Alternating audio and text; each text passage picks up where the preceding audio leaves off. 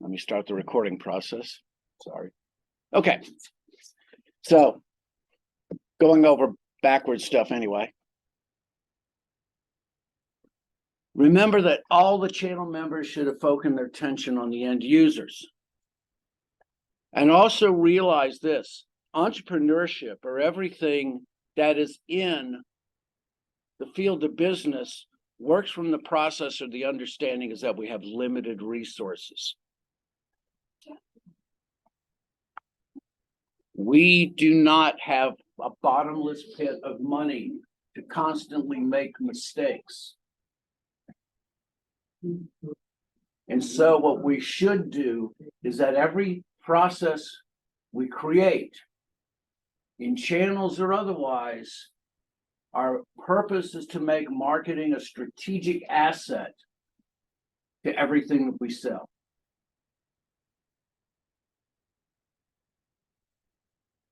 Great marketing channels make customers more satisfied. Amazon did Walmart a favor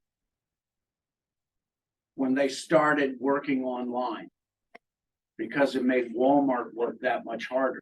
In chapter 9, chapter 8, chapter 9, I'll talk about how Walmart has been able to pick up on this and change their model. Good, efficient channels reduce the cost of distribution. One of the amazing things that has happened with the advent of Amazon is that we've reduced the number of days in the distribution process, where traditionally we were talking 10 days to go across the United States. It can now be done in as few as 2. And we used to pay money for that, really big money. UPS Blue made a bunch of money to get there on the second day.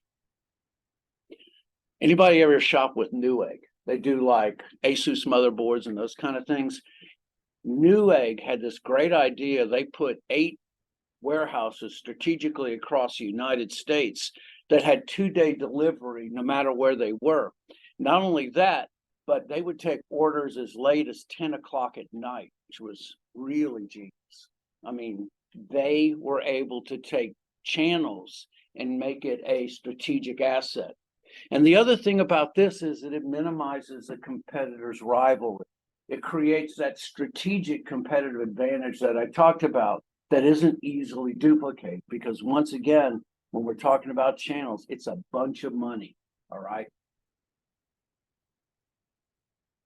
And so we talked about marketing channels. Now we're going to talk about strategy.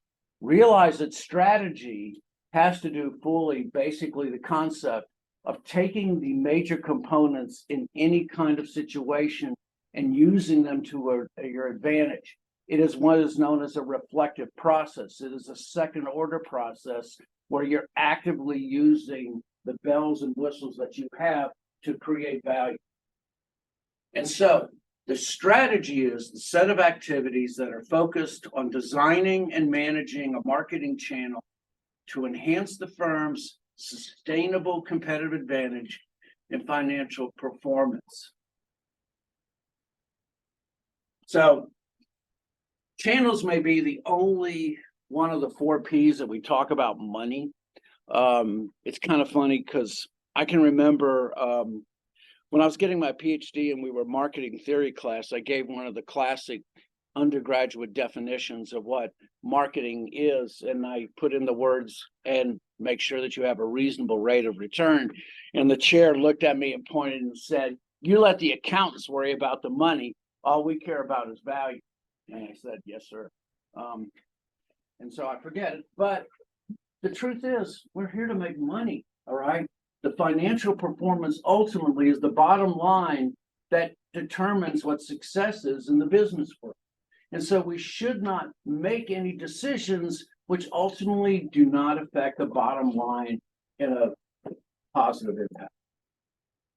Okay. So we talked about who participates in the marketing channel on Tuesday. Let's talk about it a little bit more. So we talked about the manufacturers. So this is a firmer definition of what manufacturers are. The manufacturers are the producers or the originators of a product or service. They, in essence, are the start of the chain. Now, we have two types of producers. One of those are individuals who create branded manufacturing, which they brand their products and are known by the end users with a particular brand name or logo. Apple. Those particular logos have enormous advantages when it comes to the equity that you drive when you're selling those machines. So if you ever wonder what brand equity is or what it means is, it is the amount of money that is made over and above the cost of putting those pieces of equipment together. Brand equity is why that Dell there has a gross margin of 6% and why this Apple has a gross margin of 35%. And they'll get it every time.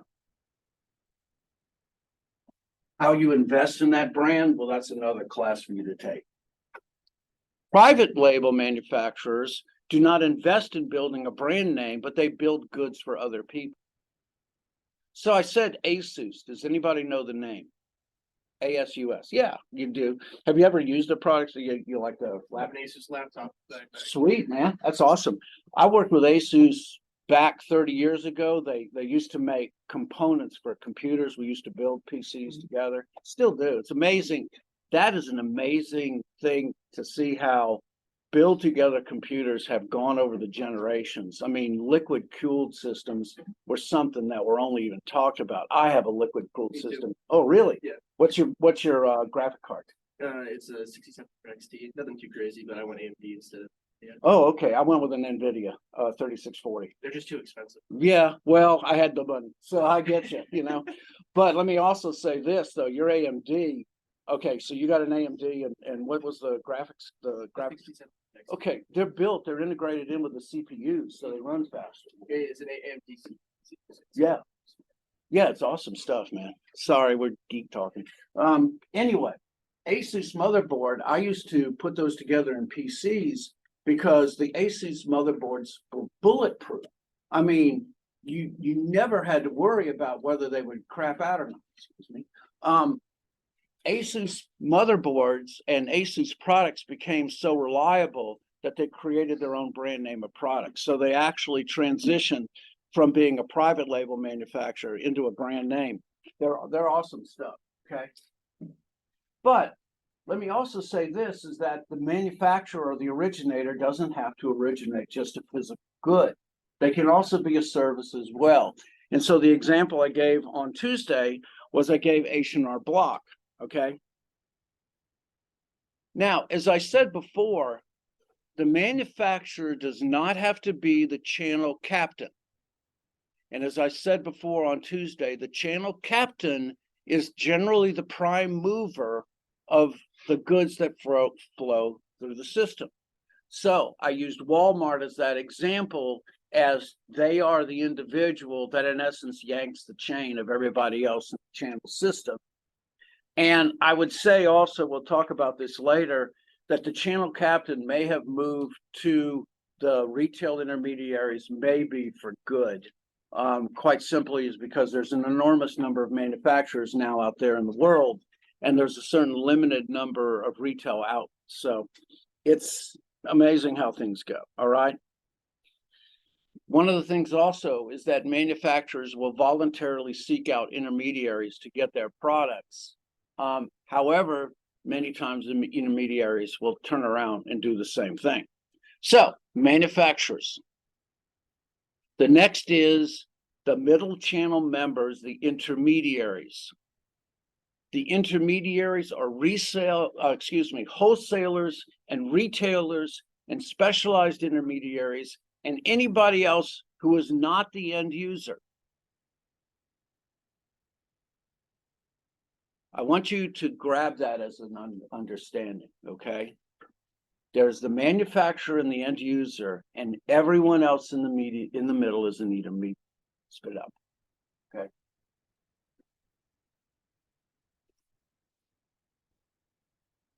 And so with these slides, they'll introduce you to something and then they'll break them down in the next slides. So let's move and talk about each one of these one at a time. So what are wholesalers? Wholesalers sell to other channel intermediaries, but not to end users. Wholesalers sell to other channel intermediaries, but not to individual consumers.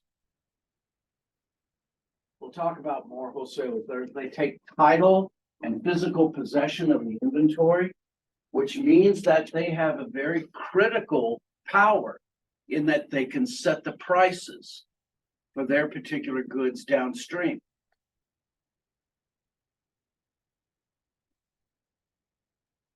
They have two major functions. They promote to the downstream partners and they negotiate. By the way, if any of you have any options in terms of management, I urge you to take classes in either negotiation or leadership. I swear to you, those are skills that need to be developed that will serve you for the rest of your life. Excuse me, I'm going dad here, okay? But I think you, all right? So the wholesaler earns their money between the buying of the wholesale price and marking that price up to their downstream customers. Not only that, we'll talk about this when I talk about service, but wholesalers add a unique service to just about everything they sell. You could even say that the main point of what a wholesaler does is service. And so an example I can give you is that we used to sell other IBM compatible systems like Columbia Data Products, K-Pro systems, many others. And basically these IBM compatible systems started going out of business and we started branding our own PCs, all right? One of the things that we were able to do is negotiate with a wholesaler to basically put out what were called white boxes. So in other words, they would have all of the components of a PC except the hard drive and the operating system, which we would do ourselves. Now, why would we do this? Because for only $90 more, they would do a 200-hour burn-in so that we could make sure that all of the components were working and they were put in machines in the first place. And if any of you have ever built a PC, you can tell you it can be a pain in the rear end, okay? So that's why we did it. They provided a very valuable service, and that's really one of the heart of what wholesalers do. They provide service. Retail intermediaries, we all know about these, department stores, mass merchandisers, category killers, hypermarkets, and usually how you know what a retail intermediary is that they sell directly to the end user. Or let's just say they sell to individual consumers for their own private consumption. How do we determine whether or not a sale is to an intermediary or whether it's to an end user? It's all about the buying motive, the motive of the individual who is actually doing the purchasing. So if I go into Staples and I buy a ream of paper, which is 500 sheets, you know, one of those like that, and I bring it home to my daughters for them to draw on, that's a retail sale. It's my own personal consumption. If I take that very same ream of paper and I use it to create playbills for the Blue Ridge Community Theater, of which I'm on the board, that would be an example of a wholesale consumption, all right? But in a general form, the retailer sells to end users for private consumption, and that's how you know the difference. So we have wholesale, retail, and then the last is what we have is called specialized intermediaries. Specialized intermediaries perform one of a series of special functions within the channel environment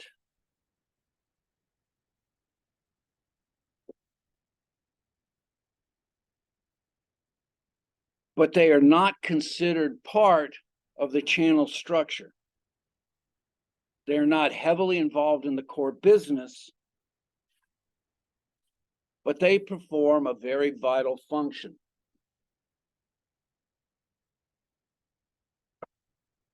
It is important also to note that the more specialized intermediaries you have in a system, the more efficient the system is. So what do I mean? Let me give an example. So if I were to go to modern Toyota or modern Subaru, either one of those, and I would look outside and I would look at the inventory that they have out there, they could have 50 cars up. So think about that 50 cars that are sitting in the lot, and each one of those cars may cost wholesale, may cost $20,000 a piece, $1 million, all right? So how does a corporation like modern Subaru tie up that amount of capital? Think about it, $1 million in inventory. And I always talk about inventory being a bad thing, all right? So this is how they do it. Two large corporations, GE Capital and Westinghouse, are what are known as financial brokers, all right? They are specialized intermediaries. So modern Subaru, by contract, has to pick up 50 new cars every month. That would be like an example. So 50 new cars every month drive into modern Subaru. The manager of modern Subaru, or whoever the chief financial officer is, they call up GE Capital and says, hey, we got 50 cars in, we need $1 million. And GE Capital or Westinghouse says, no problem, I'll write you a check or we'll wire it, however we do it nowadays. And so they wire $1 million to modern Subaru. Modern Subaru takes that money, pays for that. And then what happens is every month, let's say they sell 40 cars. Modern Subaru writes a check for those 40 cars back to GE Capital or Westinghouse. Plus, they write another check for the interest for those remaining 10 cars that are still on the lot. That's a system, by the way, when you get in supply chain people, it's known as warehousing, okay? Modern, gigantic corporations who have enormous assets that are invested in large pieces of equipment could not survive without specialized intermediaries. So advertising agencies, credit card companies, financial institutions, insurance, logistics and shipping firms, all of these are unique and vitally important for the success of any channel environment. Okay, those are the three intermediaries. The last, and here's that one question that's going to be worth 10 points on your test, is the end user.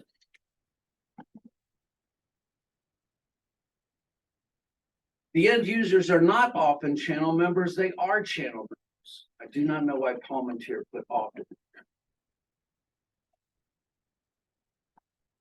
Why? Because end users can and frequently do perform channel functions. You can get a 10-point essay questions by just saying they perform channel functions.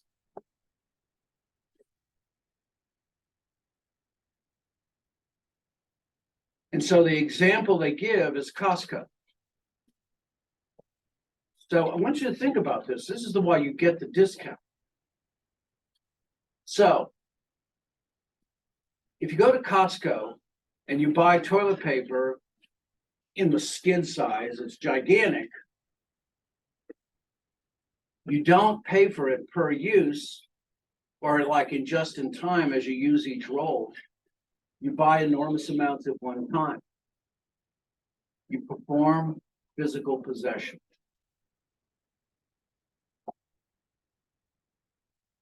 You pay for those before you use them.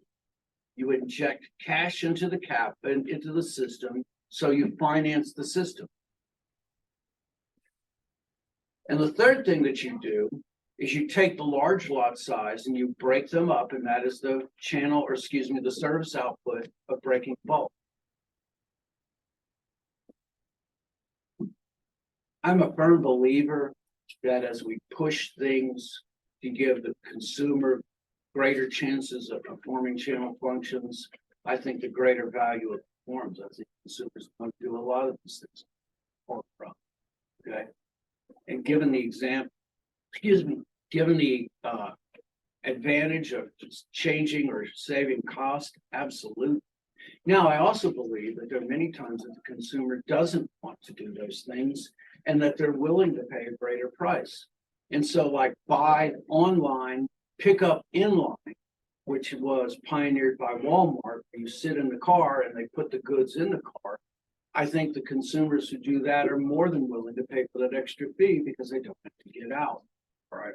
I think any of the home delivery services, I think we're all very happy to take, again, pay those things because it gives us something that we can never get back, and that's time. All right. There's a concept, by the way, known as time poverty, and we're all scrimped for time now, and that we're willing to do anything we can just to get a little bit of our time back. And I think we're more than willing to pay for those things.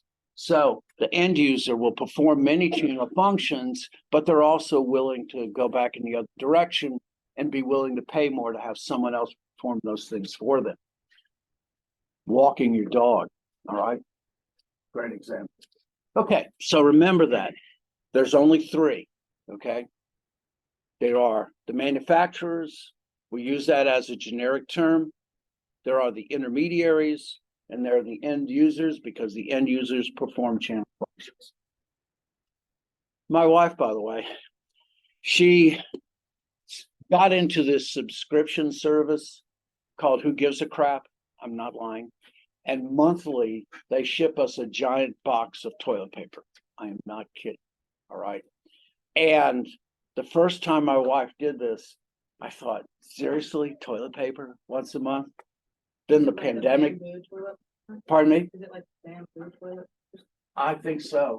I mean, I'll bring a roll just to show you. It's toilet. But, they have catchy sayings around it, those kind of things. But the thing about it is, it's a giant box and it's like toilet paper for a month. And I'm always like, really? I mean, then the pandemic came along. I thought she was a genius. All right. The smartest woman in the world. And I'm married to her. I'm proud. Anyway, so, yeah, I mean, once again, I perform the functions of breaking bulk and do all of those things. And here, once again, it's toilet paper, but just by changing the channel functions, we add value. So, correct. So why do these things exist? Why do we do channels? Why don't we just simply get everything online? Doesn't it seem like that would be just simple? I talk directly to the dealer. Seems a lot of sense to me. Well, there are reasons why we don't. There are benefits to the downstream members, and there are benefits to the upstream members. For the consumers, we have an enormous advantage at our hands. If I go into a supermarket that I have never seen before, there's a pretty darn good chance that I can find everything in a supermarket because things break down very much like an orchestra does. Everything is in its own given place. All right. For the consumer, having these things done facilitates the search process. I can go into any supermarket that I have never been in and be pretty confident that I know where each thing is. And so here are the things that a downstream partner will do for me. So I get a shipment in from Del Monte, and I get a shipment in from Procter & Gamble. And I've got all of these different things that may not have any relationship to each other, the heterogeneous. But then as soon as that stock comes in and rolls into the supermarket, they start categorizing it. They put peas where the peas should be, the corn where the corn is. They start sectioning it off into different categories. The next thing that they do is they get another shipment in and another shipment and another shipment, and they start collecting goods in like categories. And then these similar stocks form a number of things together. And you have this larger homogeneous supply, which I would call condiments. All right. Talk about mustard. I'm not talking about. Okay. So you got mayonnaise and mustard and ketchup and relish and all of those other things, and they start putting them together. Then what you start do is you break them down into smaller and smaller and smaller lots. And it is not a surprise that the large bottle of dishwashing and the small bottle of dishwashing many times can be the same price, because that little size creates just as much value as the big one does.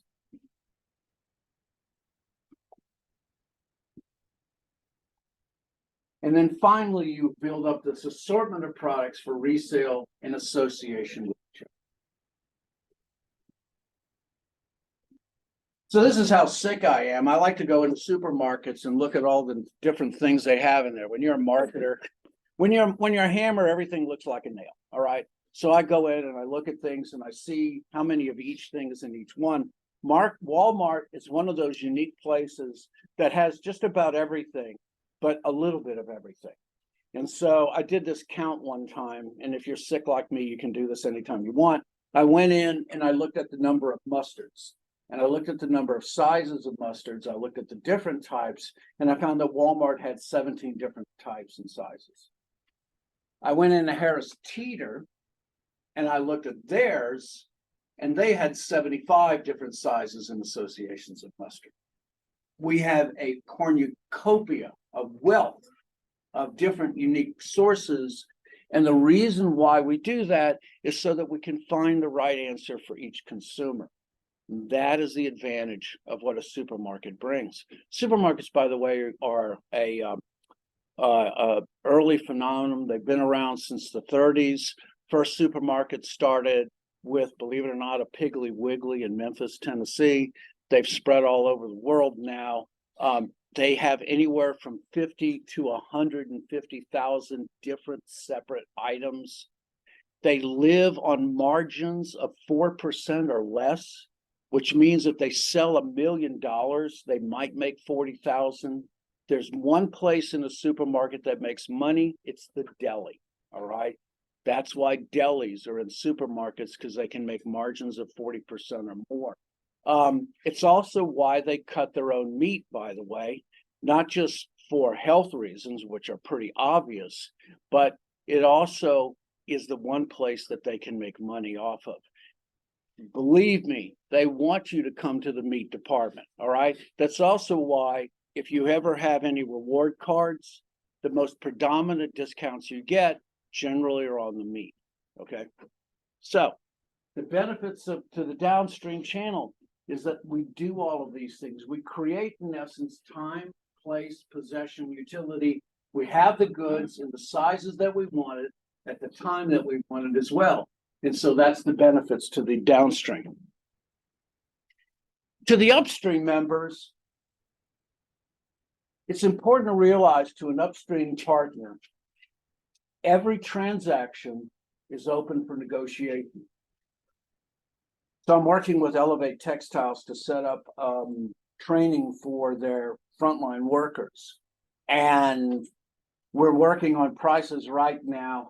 And we were talking about it, and they were asking me, you know, how far can we do this? And I said, everything is open for negotiation. Everything is.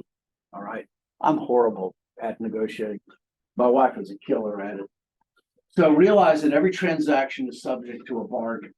But the problem is that every bargain creates an inefficiency as well.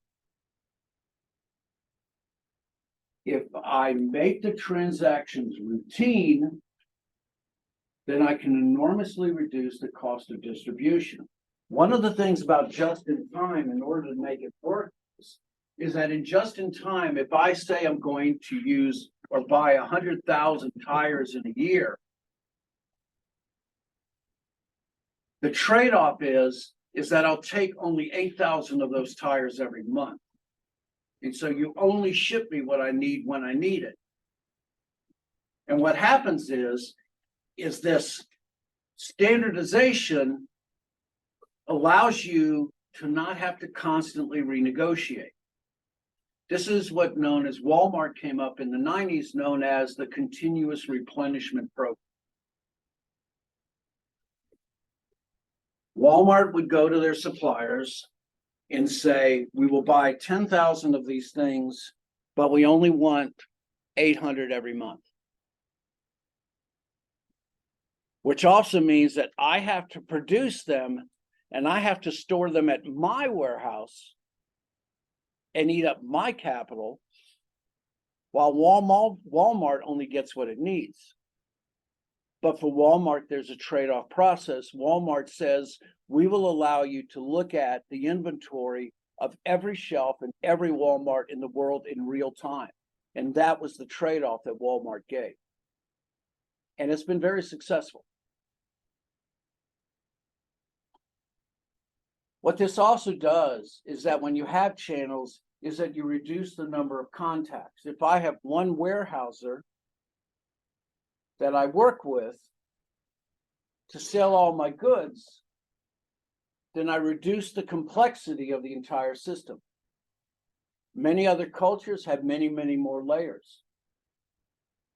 We might have 3 or 4, excuse me. We might have the manufacturer, the wholesaler, the retailer to the end user. In Asian cultures, you might have 7. But the reason that you do that, believe it or not, is that it is more efficient. Just remember, it is the judicious use of intermediaries. It is not just simply putting people there in the system that makes it valuable, all right? As a matter of fact, we've been going through a process, test question. I mean, everything should be on the test, but I want you to remember this is a concept known as disintermediation. You will be hearing disintermediation many times. Disintermediation is the removal of intermediaries in the system.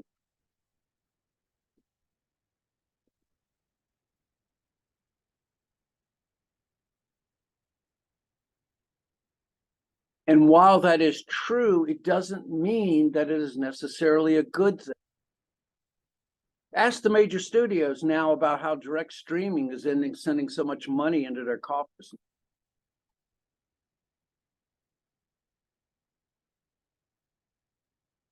Removal of intermediaries is not the most efficient always, because intermediaries can reduce costs and add value.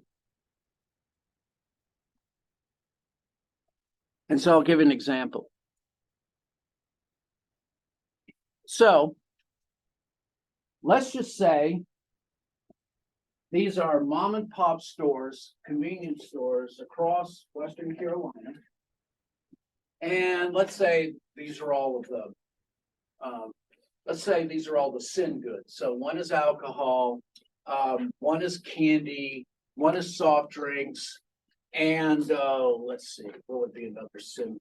Okay, let's see. Alcohol, tobacco, candy, and soft drinks. All right. All the reasons worth living. Okay. So let's say that you were going to have to go directly to M&M's to be able to get your candy. You're going to have to go directly to Smirnoff to get your vodka. Let's say you have to go to Winston-Salem to get your cigarettes. Okay. And let's just say you have to go to Coke to get your soft drinks. Now, realize what would happen is that each one of these major corporations would have to deal with directly each one of these mom and pop stores. And quite honestly, not only they couldn't do it, they couldn't afford it. Large corporations don't sell a 6-pack at a time. Large corporations sell what's called a skid. So if anybody has ever been in a warehouse, a skid, first there's a pallet, which is this big square thing that a heister will get under, and they stack the goods 6 feet tall and wrap them in polypropylene to make sure that nothing falls apart, and that's how they sell it. That may be the total sum that a mom and pop would sell in a year and a half.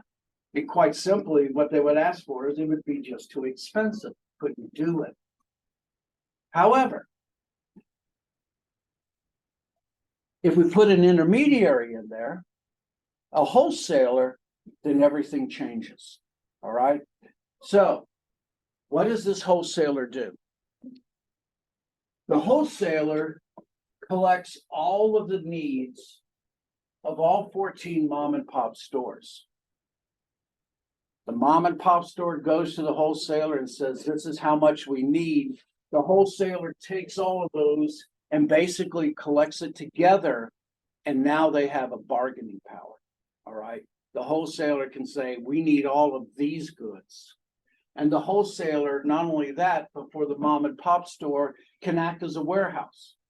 They can store those goods when the mom and pop needs them.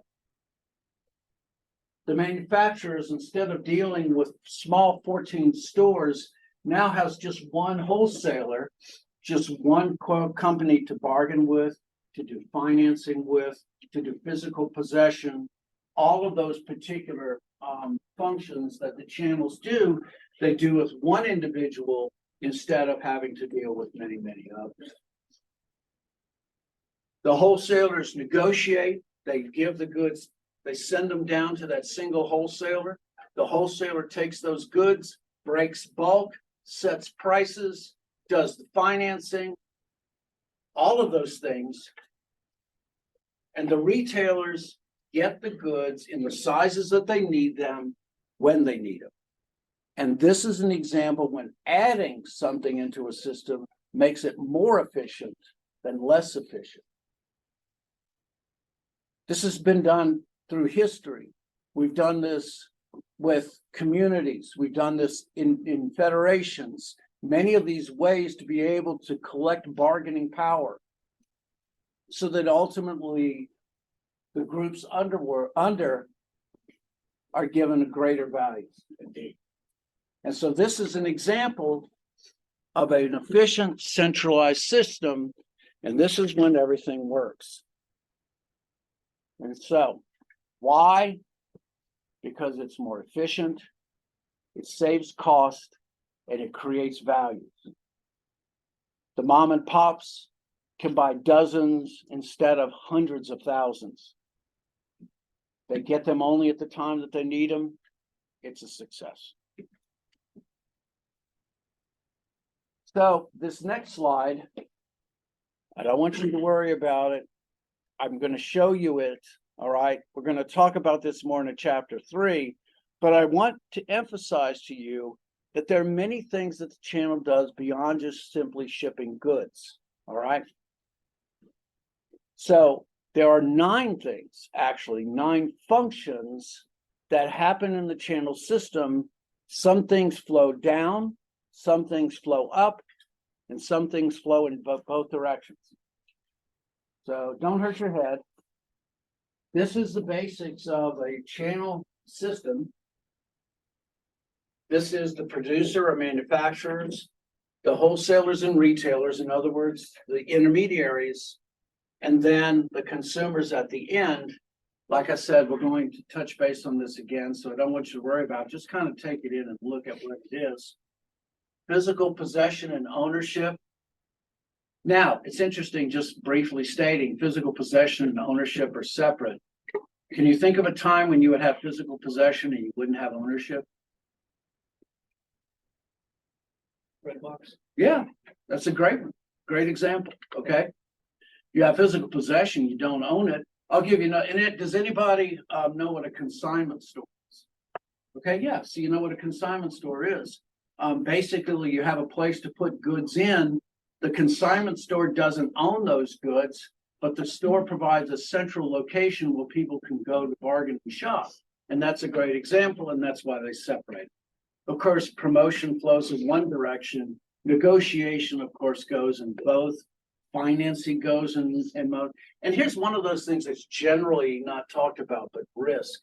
Risk is definitely one of those channel functions. And depending on our ability to accept and to manage risk, it gives us a long step towards how we're going to be able to manage our goods efficiently. All right. Ordering and payment flow in one direction, upwards. And this last one, and we'll talk about it more than anything else. Once again, you'll be going over this again and again. Information sharing may be the most important channel function of all. And I will reiterate that later. Okay.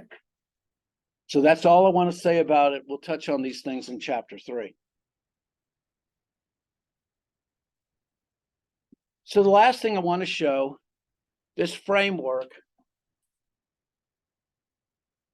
And the framework basically shows, and it's important to understand that this is an iterative process. You're not going to have to memorize this. This is not a test thing. But I want you to understand that once again, marketing channels is not an event. It is a process. It is iterative. It is constantly moving. All right. We analyze our channel system, whether or not we should make or buy our own goods, whether our channels are efficient. We decide on the key things, whether what intensity we want, what type, and whether we should distribute it along with our channel members. We compare and contrast with developed systems, which is what benchmarking is. And then ultimately what we do in the implementation, this is when we get into power and conflict and relationships. And I leave out policies and legalities and logistics because basically those things are covered in supply chain. And I think these are more esoteric and more valuable for us. Okay.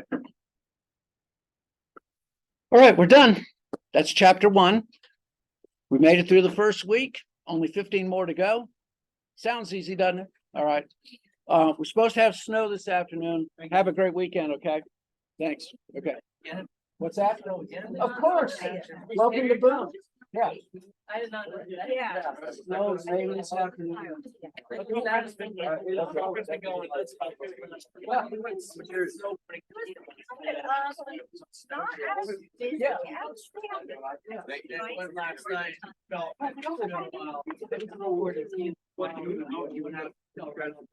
Oh, no, no. My daughter's had so 11 years old. Yeah, no. That's What it. CPU? Yeah. I run a i7. I'm not going to 59. I mean, I'll tell you what I do. Yeah. I used to cook my own fault. I do live events. Have a good one. You too. I'm sure with that. Taking it a lot. I can have. Like, Yeah, I got. This is the Alabama All-Star football game. I broadcast that. I go before golf season. Oh, sweet, man. Oh, God. Yeah, me and my buddies all pretty much have the same exact. Is it a game PC? It is it doesn't look like it though. Oh, It's I love pretty it. sweet. Yes. I have a question. Yes. So the tech you could buy, it's this one or is it this one? It's Okay, that's what I thought. Just wanted to make sure. Yes. That's what we're I bet if I'm probably going to this fun Tuesday. Okay. Let's say conflict. No, Go just, ahead. I'll just remember I'll record it, and you're responsible for it. That's all you need to know. All right. Thank you. Another thing, by the way, if we miss a class because of weather, I'll record a video. Okay? All right. Thanks. But no, I used my stuff for game. I did just go with PC back in August. I built my first one when I was 16. Wow, and sweet, it took man. me 2 weeks. Oh, 'cause I was yeah. so confused. Oh, if you ever Yeah. ground something, like you ground the motherboard and you're going, I don't understand what's I going thought on. I thought if I was gonna touch it, it would break. Yeah. So I was like, and then I got a new, like I said, I made a new one. I Uh-huh. have an entire, like a full size tower. That's so all that cool. stuff. And it's pretty good. I use AM. It's an AM5 platform, so Okay. future proof. Yeah, I mean, look, like I've told you is,